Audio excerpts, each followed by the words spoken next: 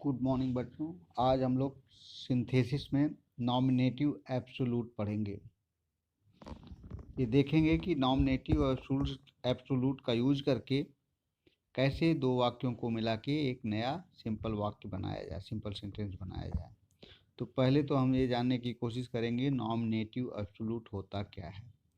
Nominative का मतलब होता है subject. Nominative means subject and absolute means free.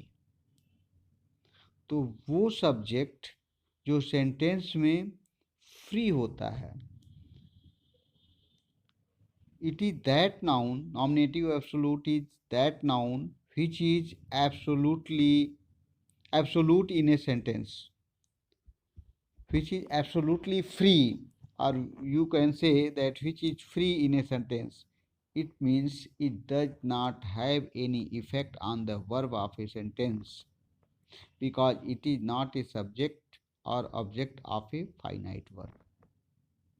मतलब ये हुआ कि नॉमिनेटिव एब्सोलूट वो नाउन होता है, वो सब्जेक्ट होता है जिसका वर्ब के ऊपर कोई इम्पैक्ट नहीं होता है, क्योंकि ये किसी फाइनाइट वर्ब का सब्जेक्ट नहीं होता है। फाइनाइट वर्ब ही एक ऐसा वर्ब होता है जो कि सब्जेक्ट के अनुसार चेंज होता है या टेंस के अनुसार चेंज होता है। यहाँ पे हम इसको फ्री करते हैं, उसको नॉमिनेटिव एब्सोलूट बना के। तो नॉमिनेटिव एब्सोलूट एक ऐसा सब्जेक्ट होता है जिसका वाक्य के वर्ब पे कोई इफेक्ट नहीं होता है। जैसे the sun having set the star came up in the sky. यहाँ पे हैविंग सेट जो नॉमिनेटिव एब्सोलूट की तरह से आया है।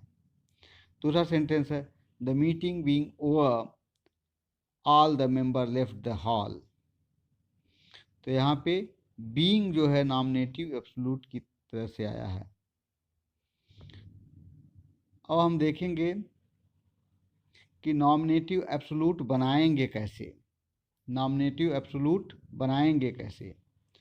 अगर जो वाक्य हमारा सेंटेंस जो है एक्टिव वॉइस में है तो हैविंग लगा के वर्ब की थर्ड फॉर्म यूज करेंगे। अगर सेंटेंस हमारा पैसिव वॉइस में है तो हैविंग बीन के साथ में वर्ब की थर्ड फॉर्म यूज करेंगे। और अगर जो वाक्य में बी वर्ब आया है, यानी कि इज, एम, आर, वाज, वर आया है, तो उसको हम बीइंग में चेंज करेंगे। बीइंग में चेंज करेंगे, यानी एक्टिव वॉइस में हैविंग प्लस वर्ब की थर्ड फॉर्म, पैसिव वॉइस में having been plus third verb की थर्ड फॉर्म, एंड अगर जो बी वर्ब आया है तो उसको हम बीइंग में कन्वर्ट करेंगे। नेक्स्ट हम देखेंगे कि किन सेंटेंसों को हम सिंथेसिस में कन्वर्ट करने के लिए सिंथेसिस का यूज करके एक सिंपल सेंटेंस में यूज करेंगे। तो हम उन सेंटेंस को यूज करेंगे जिनके सब्जेक्ट डिफरेंट हों, यानी सेंटेंस 1 का और सेंटेंस 2 का सब्जेक्ट एक नहीं होना चाहिए, वो अलग अलग होने चाहिए।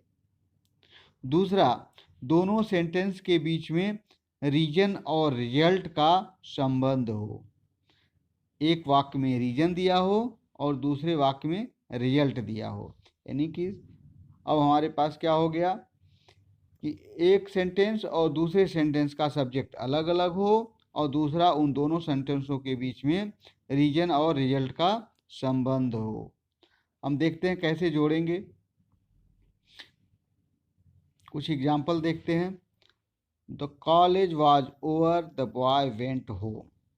यहाँ पे देखिए पहले सेंटेंस का जो सब्जेक्ट है कॉलेज है, यहाँ पे दूसरा द बॉयज वेंट होम, यहाँ पे बॉयज सब्जेक्ट है, दोनों डिफरेंट हैं और दोनों में कॉज और रिजल्ट का संबंध है। यहाँ पे देखिए कारण दिया गया है कि कॉलेज वाज ओवर, दूसरे में द बॉयज वेंट होम, ये रिजल्ट है। अब हम किसको चेंज करेंगे?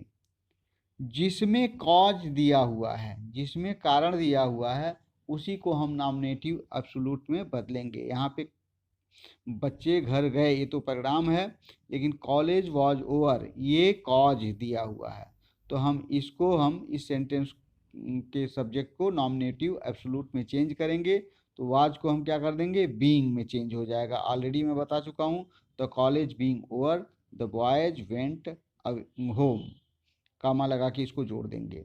दूसरा, it is very hot today, I did not go out, तो हो जाएगा इज को हम बीइंग में कन्वर्ट कर देंगे। दोनों की सब्जेक्ट अलग अलग हैं, इट है यहाँ पे आई है, और इसमें कारण और रिजल्ट का संबंध दिया हुआ है। तो it being very hot today, I did not go out. दूसरा यहाँ नेक्स्ट सेंटेंस है, the police arrived, the robber ran away. यहाँ पे एक्टिव वॉइस में सेंटेंस है, तो द पुलिस हैविंग अराइव्ड, और दूसरे सेंटेंस को ऐसे ही जोड़ देंगे, the robbers went away. Next sentence है, the captain was killed, the army fled away. यहाँ पे फर्स्ट सेंटेंस जो दिया हुआ है ये पैसिव वॉइस में है, द कैप्टन वॉज किल्ड, तो इसको चेंज करेंगे जब हम, तो captain having been killed, the army fled away. Likewise आप बाकी एग्जाम्पल्स को भी देख लीजिएगा। धन्यवाद।